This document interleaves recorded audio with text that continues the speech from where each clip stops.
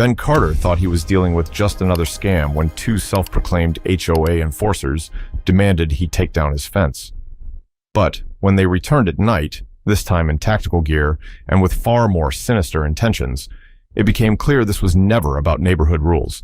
What they didn't expect was Ben's secret weapon, his uncle Kenji, a man with a past best left unspoken. And by the time the night was over, it wasn't Ben who was on the ground, it was them. Ben Carter had planned for a slow, uneventful Saturday morning. Coffee in one hand, remote in the other, he was halfway through a Judge Judy episode, chuckling at some poor fool trying to argue his way out of paying child support. The house was quiet, the world outside felt distant, and for once, life was peaceful. Then, bam! The front door shuddered as something massive slammed into it. Ben's coffee mug flew out of his hand, shattering on the floor. His heart jumped into his throat. What the hell? He barely had time to register what was happening before the door swung open, revealing two men standing on his porch like they owned the place. The first one, tall and scrawny, had the kind of face that made you instinctively not trust him. Sharp nose, sunken eyes, the kind of dude who probably corrects people on online forums for fun. His security uniform looked cheap, like something he'd ordered from a sketchy website that also sold fake police badges. On his chest, a plastic-looking nameplate read HOA Enforcement Officer, which sounded about as official as International Hot Dog Inspector. Beside him stood a shorter, rounder man, clutching a clipboard like it was a sacred text. His sweaty face was scrunched in concentration as he squinted at some very official-looking papers, which, judging by the stain on the corner, had been sitting in his car next to a Taco Bell wrapper. The tall one puffed out his chest. "We're with the HOA," he announced, voice dripping with authority he absolutely did not have. "Your fence violates neighborhood regulations. It has to be removed immediately." Ben blinked. Had to be removed immediately? He ran a hand down his face. He hadn't even had a chance to clean up the coffee spill, and now he was dealing with this? No, he said, frowning. "First of all, my fence has been here since before I bought this house. Second," he let out a short laugh. "There is no HOA in this neighborhood." Clipboard guy frowned and adjusted his glasses, holding up his very serious paperwork. "Says right here there is..." Ben reached forward and snatched the document, skimming through the nonsense written on it. And there it was, plain as day, buried in legal jargon. This Homeowners Association was registered last month. His jaw clenched. "This isn't even a real HOA, he snapped, waving the papers at them. "You two literally just made this up." Tall guy's expression darkened. He stepped forward, closing the gap between them. "Sir, you're being uncooperative," Ben scoffed. "Uncooperative? For not letting two random dudes bulldoze my fence? Yeah, my bad. Let me just roll out the welcome mat for your scam." And that's when Tall Guy's eyes flicked toward Pudgy, who gave him the tiniest nod. Before Ben could even react, Tall Guy lifted his boot and, crack, drove it straight into the door. The wood splintered. The frame shook. Ben stumbled back, heart pounding, as the two men stepped inside his house. And then, before anyone could say a word, from the hallway behind him, a slow, deliberate clap echoed through the room. Ben turned, heart still hammering from the sudden break-in. The air felt thick, the weight of what just happened pressing down on him, and then he stepped into the light. Kenji Tanaka, a wiry man in his late 60s, dressed in a loose black shirt and slacks that barely made a sound as he moved. His silver hair was tied back neatly, his face lined with the kind of age that didn't make a man look weak. It made him look dangerous. His deep-set eyes were unreadable, but there was something about them, something patient, like he had already figured out the outcome of this situation before it had even started. The two fake HOA enforcers froze.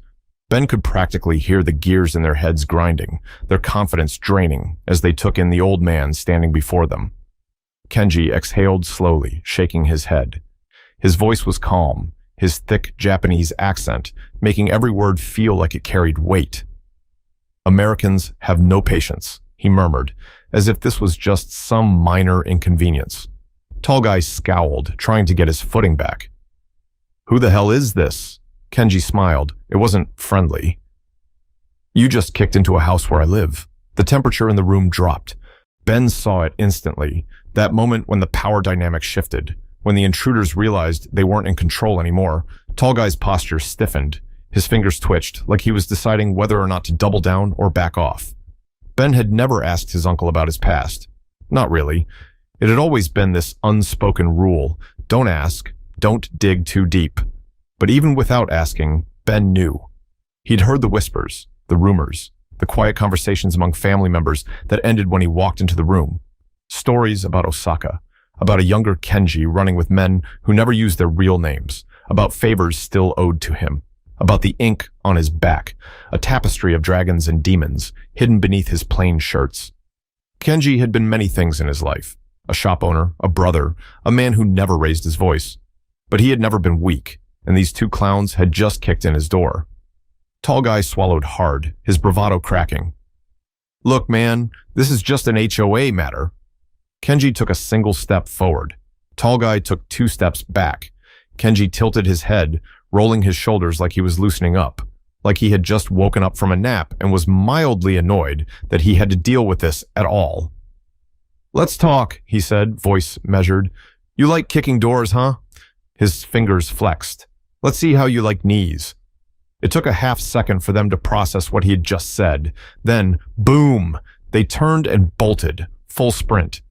Ben barely had time to register it before they were halfway down the driveway, tripping over their own feet in their desperation to escape. For a long moment, silence hung in the air. Ben finally let out a slow breath, running a hand through his hair. "Damn, Uncle, that was..." He let out a short laugh. "What the hell was that?" Kenji walked over to the door, inspecting the splintered wood. He clicked his tongue, unimpressed. "Rude," he muttered. Then he cracked his knuckles, a slow, deliberate sound. "They'll be back." Ben's stomach churned. "You think so?" Kenji nodded, his gaze still fixed on the doorway. "Men like them," he said softly. "Don't give up easy." Then he turned to Ben, his expression calm. "We prepare." The night was quiet. Too quiet. Ben sat on the couch, gripping a beer he hadn't even taken a sip from. His mind was still trying to process the madness from earlier that day.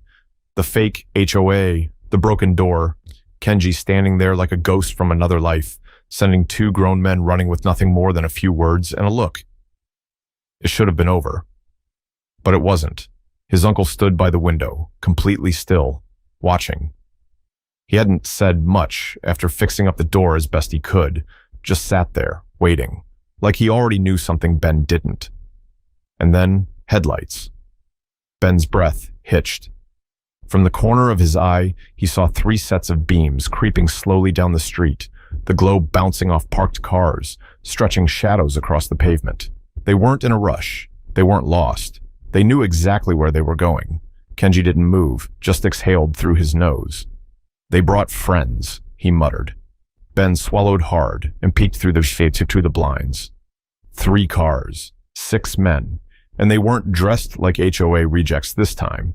No cheap uniforms, no plastic badges, no fake paperwork, tactical vests, gloves, dark clothing. Something strapped to their sides, guns, tasers. Something worse. A chill crept down Ben's spine. His hands went clammy. His brain refused to believe what he was seeing. His voice barely worked. "This ain't an HOA thing anymore." Kenji nodded, gaze locked on the men stepping out of the cars. "No," he said calmly. "Now it's a robbery." Ben's stomach twisted.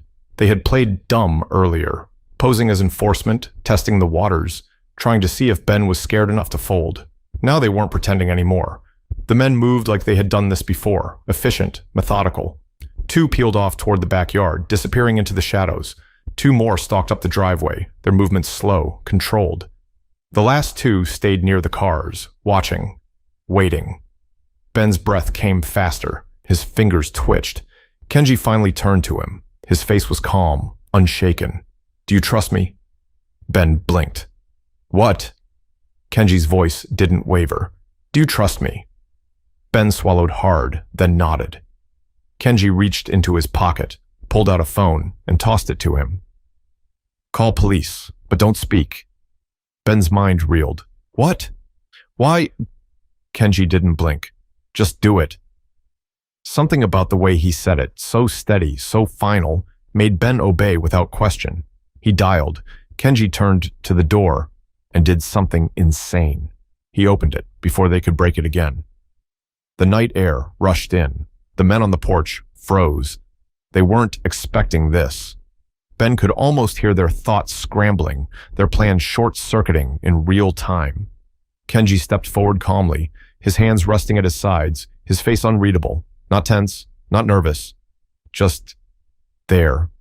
He smiled, not friendly, not cocky, just a small, unsettling curve of his lips. And then, in that same smooth, measured voice, he greeted them, "Konbanwa." The first guy, big, stocky, shaved head, blinked, his face twisted in confusion. Then Kenji moved. Bam! A single strike to the throat, quick, surgical, brutal. The guy choked, his breath cut off instantly. He stumbled back, arms flailing, his body registering panic before his brain even caught up. The second guy's hand darted toward his waist. Gun, taser, knife, didn't matter. Kenji's elbow slammed into his ribs before he could clear his waistband. Whump! The air rushed out of him in a single strangled gasp, his knees buckling. He collapsed onto the porch hard, curling inward like his organs had just short-circuited. And then... crash! From the backyard. Ben jumped, heart hammering. He couldn't see what happened, but he heard it. The unmistakable sound of a body hitting the pavement, hard. A sick, heavy thud, followed by a guttural groan. One of the men near the cars pulled something out of his jacket, but before he could even think about using it, Kenji was already on him. He was too fast, too fluid.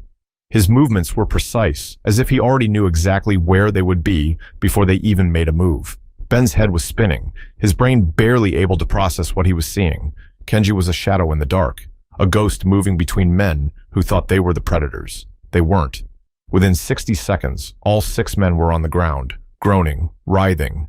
One of them was whimpering. Another just stared up at the sky, dazed, like he was questioning all his life choices. Ben was still frozen in the doorway. His ears were ringing. His lungs felt tight.